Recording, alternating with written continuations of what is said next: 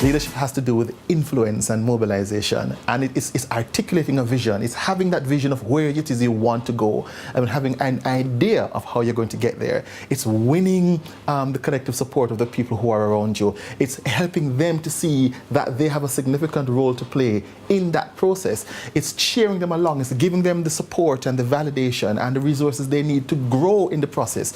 It's making them feel that they are an integral part of the process. And that's what leadership does.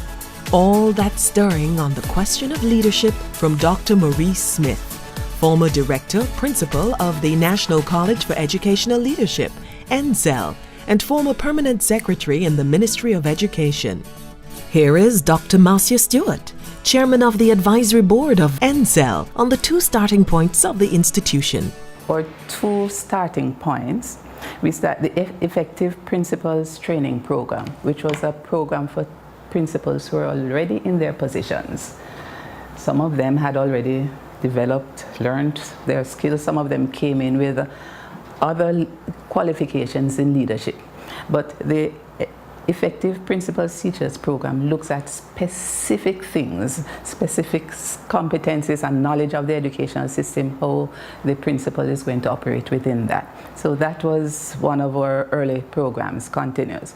And then we have the Aspiring Principals Program, because we recognize that when these principals leave the positions which have gone through this in-service program, we need to succession planning. We need to ensure that persons who are replacing them come with, we don't want to have to go back again to say these run more programs. So the Aspiring Principals Program is a program for those persons who see themselves in due course as principals of institutions. The college has gotten a name for itself. The college has got a name for itself, not just in Jamaica, but also across the region. For example, British Virgin Island has asked us to come in, and a number of other countries have asked us to come in to help with their leadership program, and have been very, very appreciative of what we have done with them, the program there.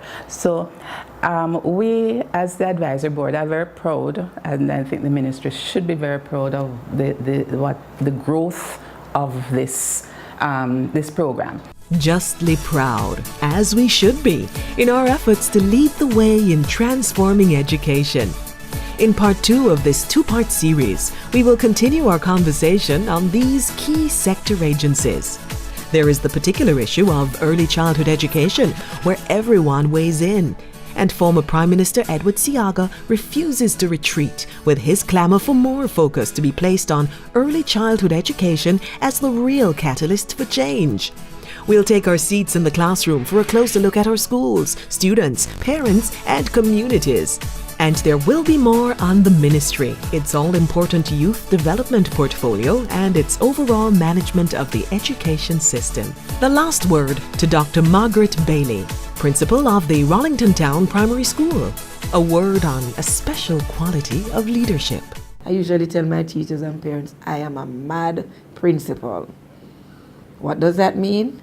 I always want to make a difference. M-A-D. M-A-D. Making a difference.